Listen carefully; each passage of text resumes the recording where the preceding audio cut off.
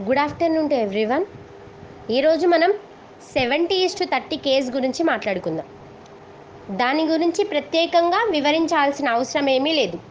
B Ed చేసిన ప్రతి ఒక్క అభ్యర్థికి 70:30 కేస్ గురించి తెలుసు. ఆ కేసులో బీఈడీ అభ్యర్థులకు జరుగుతున్న అన్యాయం గురించి కూడా తెలుసు.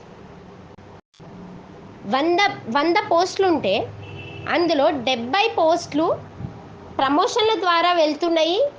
మిగతా 30 పోస్టులు మాత్రమే బీఈడీ అభ్యర్థులకు వస్తున్నాయి అనేది చాలా అన్యాయమైన విషయం. ఆ 30 పోస్టులలో కూడా మళ్ళీ బయాలజికల్ సైన్స్ ఉంటారు, ఫిజికల్ సైన్స్ ఉంటారు, మ్యాథమెటిక్స్ ఉంటారు, సోషల్ ఉంటారు. ఆ 30 పోస్టులో ఇన్ని విభాగాలు ఉంటాయి. మన బీఈడీ అభ్యర్థుల పోస్టులు 70% ప్రమోషన్ల ద్వారా ఇస్తున్నారు అంటే అది చాలా అన్యాయమైన పని. కానీ దాన్ని ప్రశ్నించడానికి మనం ముందుకు రావాలి. మన ఆవేదన ఏదైతే ఉందో మనం ప్రభుత్వానికి తెలియచేయాలి. రేవంత్ రెడ్డి గారి సర్కార్ ఏదైతే ఉందో చాలా మంచి పనులు చేస్తుంది, మనకు కూడా మంచే చేస్తుంది. ఆ సర్కార్ ఏదైతే రేవంత్ రెడ్డి గారు ఉన్నారో ఆ సార్ ఎంతో మంచిగా మనకి 2వ డిఎస్సి కూడా వేస్తామని ప్రకటించారు. బట్టి విక్రమార్క సార్ గారు ప్రకటించారు. కానీ వాళ్ళు చేస్తున్న మంచి మన దాకా చేరాలంటే మనం ఈ కేసు గెలవాలి. మన సమస్య గురించి రేవంత్ రెడ్డి గారికి తెలియజేయాలి. ఫస్ట్ ఎమ్మెల్యేలకి తెలియజేయాలి. మన బాధని వాళ్ళకి వినిపించాలి. అడిగంది అమ్మైన అన్నం కూడా పెట్టదు అంటారు కదా. మన సమస్య గురించి మన ప్రభుత్వానికి తెలియజేయండి. వాళ్ళు మనకి న్యాయం ఎలా చేస్తారు, ఎక్కడి నుండి చేస్తారు? ఫస్ట్ మన సమస్యని మన ప్రభుత్వానికి తెలియజేయాలి. రేవంత్ రెడ్డి సార్ ఖచ్చితంగా మనకి న్యాయం చేస్తారు. అది ఖచ్చితంగా మనం నమ్మాలి. అది 100% సార్ న్యాయమే చేస్తారు. కానీ ఫస్ట్ మన సమస్యని సార్కి తెలియజేయాలి. బట్టి విక్రమార్క సార్కి కూడా తెలియచేయాలి.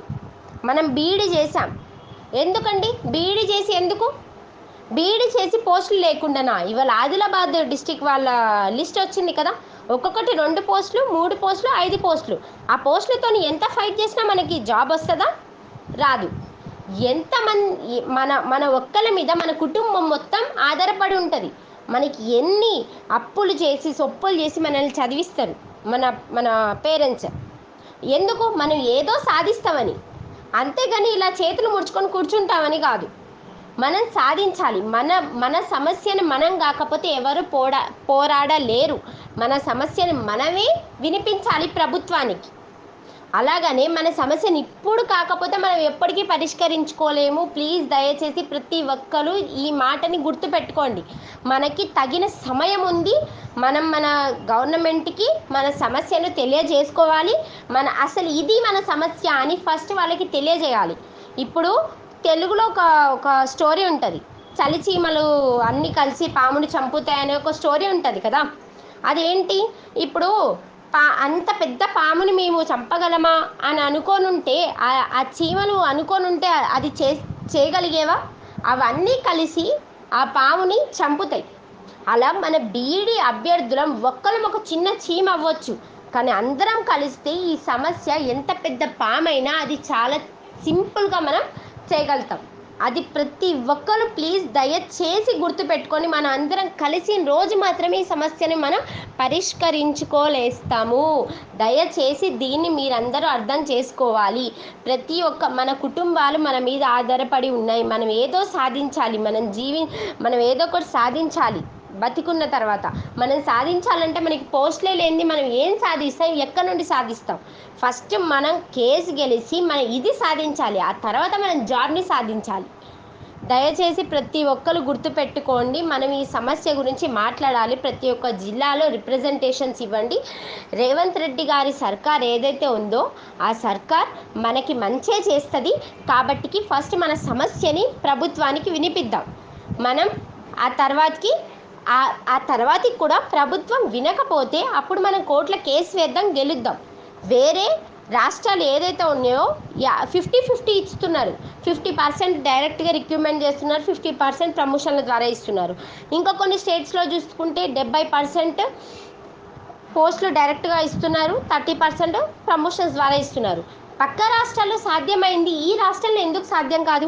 ఇది అసాధ్యం అన్న వాళ్ళకి చెప్పండి, ఇది సాధ్యం అవుతుంది, మేము చేసి చూపిస్తాం. ఈ హారిజంటల్ కేసుని కూడా అసాధ్యం అనుకొని ఉంటే వాళ్ళు ఆ రోజు గెలిచుండరు. వాళ్ళు పోరాడారు, గెలిచారు. అలాగనే మనం ఇది పోరాడదాం, మనం గెలుద్దాం. కానీ ఒక్కరి వల్లనో ఇద్దరి వల్లనో జరిగేదైతే కాదండి. దయచేసి గుర్తుపెట్టుకోండి. ఇప్పుడు బాలరాజ్ సార్ ఏదైతే పోరాడుతున్నారో ఒక్కరి వల్ల కాదు. ఇది ఏదో సార్ ముందుకు వచ్చి పోరాడితే సార్ వల్ల అవుతుందనో, ఇంకొక సార్ ముందుకు వచ్చి పోరాడితే ఇంకొక సార్ వల్ల అవుతుందో అనేది కాదండి. యునానిమస్గా అందరూ కలిసి వచ్చినప్పుడు మాత్రమే మన సమస్యను మనం పరిష్కరించుకోలేస్తాము. దయచేసి దీన్ని గుర్తుపెట్టుకోండి. ధన్యవాదాలు.